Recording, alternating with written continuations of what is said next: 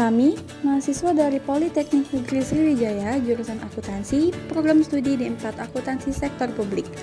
Video ini dibuat untuk menyelesaikan salah satu tugas dalam mata kuliah Sistem Informasi Akuntansi dengan dosen pengampu, Ibu Devi Febrianti, SEMSI.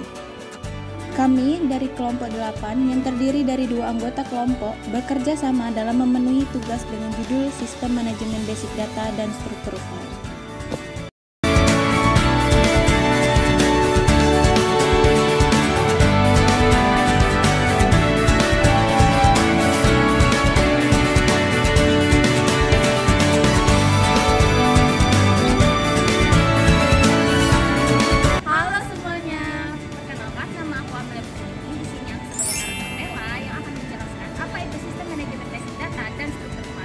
Dan kenalin, nama aku Rahmati Manoptafileri. Aku sebagai karakter kata yang akan menemani dan membantu kalian menyelesaikan studi kasus dari Sistem Manajemen Basic Data. Selamat menonton!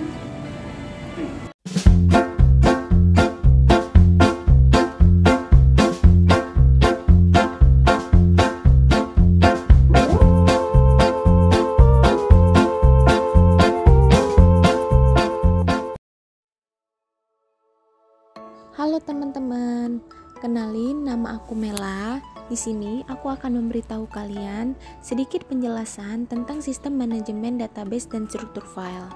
Di sini aku akan menjelaskan kalian definisi, proses, tujuan, komponen, dan prinsip dari basis data dan juga sistem manajemen basis data. Dan tidak lupa sedikit penjelasan mengenai struktur file. Database dan sistem database menjadi komponen utama dalam kehidupan masyarakat modern saat ini. Berbagai aktivitas manusia secara tidak langsung berhubungan dengan database. Contohnya, bank, reservasi, perpustakaan, supermarket, dan lain-lainnya. Contoh interaksi di atas yang disebut sebagai aplikasi database tradisional, di mana hampir semua informasi yang disimpan dan diakses berupa data teks maupun numerik. Selanjutnya, apa sih definisi dari basis data? Basis yang berarti markas atau gudang, tempat bersarang atau berkumpul. Sedangkan data yang berarti representasi fakta dunia nyata yang mewakili suatu objek yang direkam baik dalam bentuk angka, huruf, teks, gambar, atau suara. Jadi, basis data adalah sekumpulan data yang saling berelasi menurut aturan atau tatanan tertentu.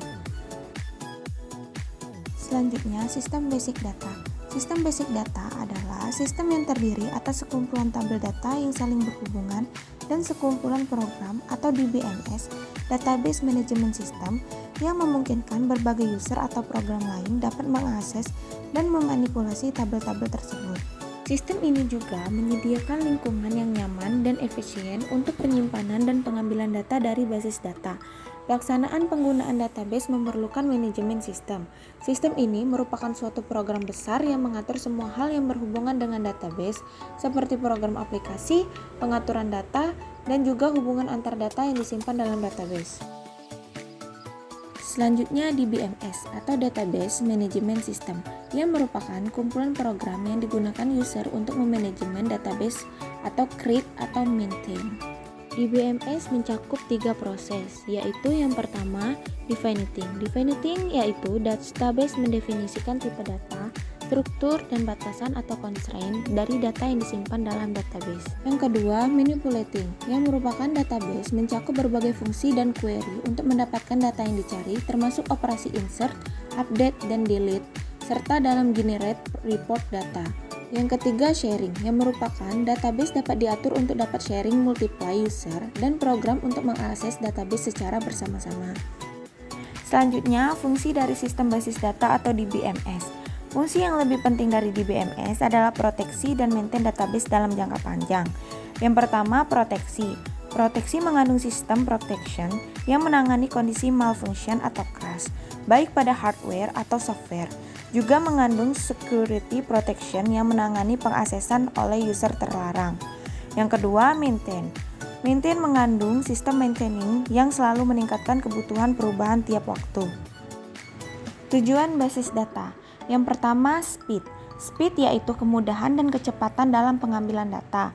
Yang kedua, space atau efisiensi ruang penyimpanan, mengurangi atau menghilangkan redundansi data. Yang ketiga, accuracy atau keakuratan.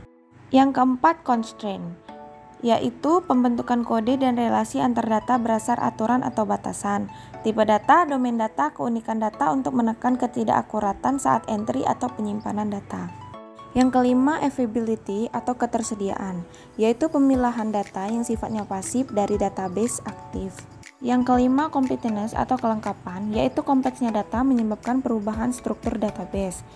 Yang keenam, security atau keamanan, yaitu memberikan keamanan atas hak akses data. Dan yang terakhir, shareability atau kebersamaan pemakaian yang bersifat multi-user.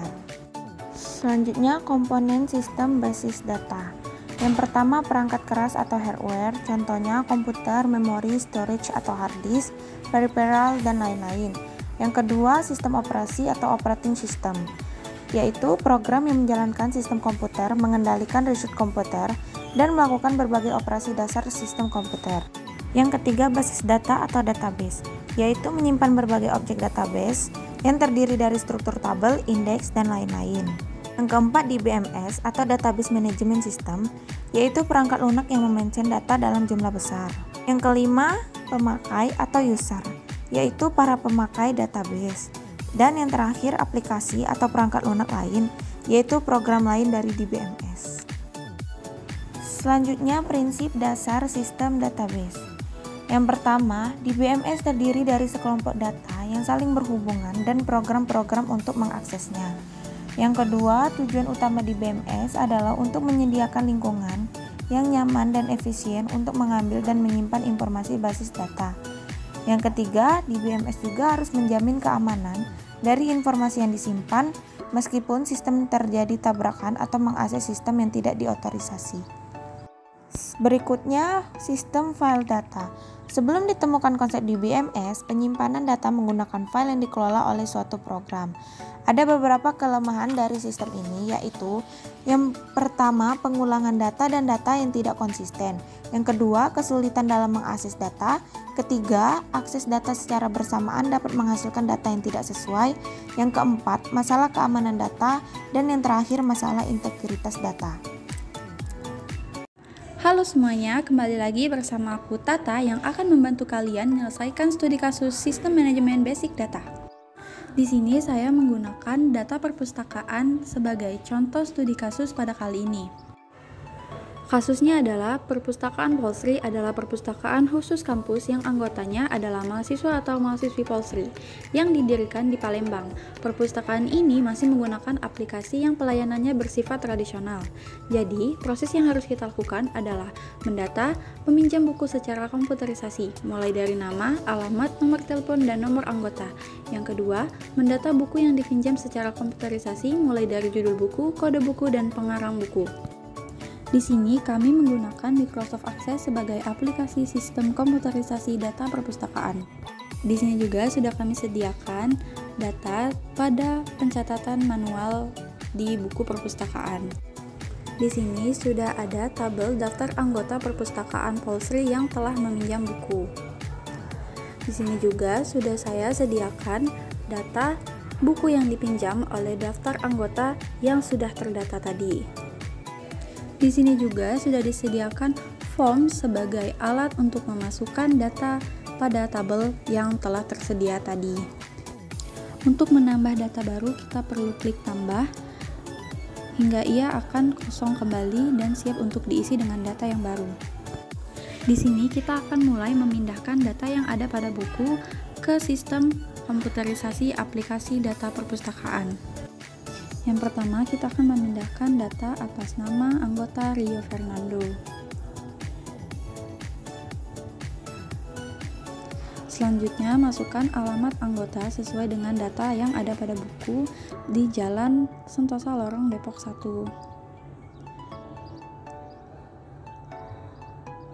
Selanjutnya, masukkan nomor telepon.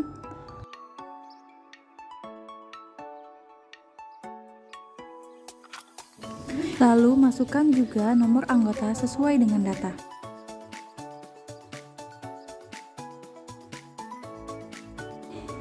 Selanjutnya klik simpan, lalu buka tabel.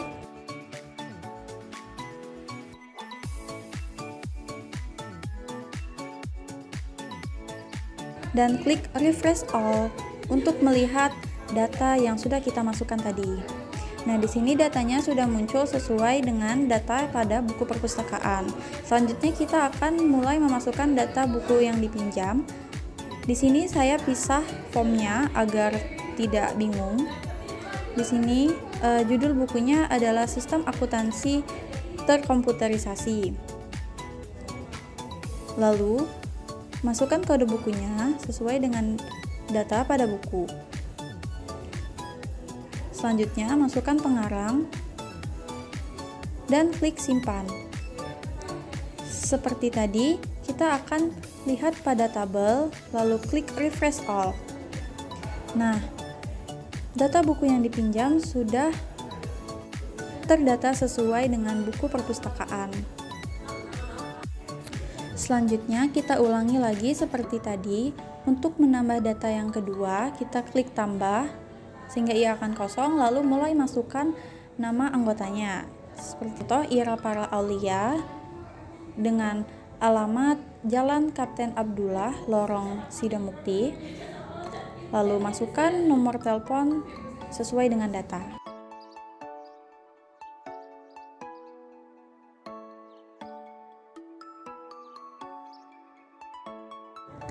Lalu masukkan nomor anggota.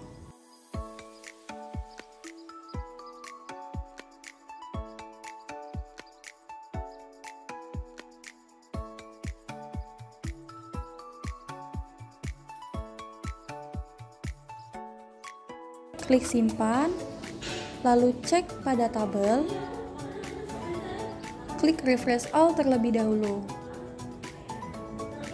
Nah, data sudah masuk ke dalam tabel.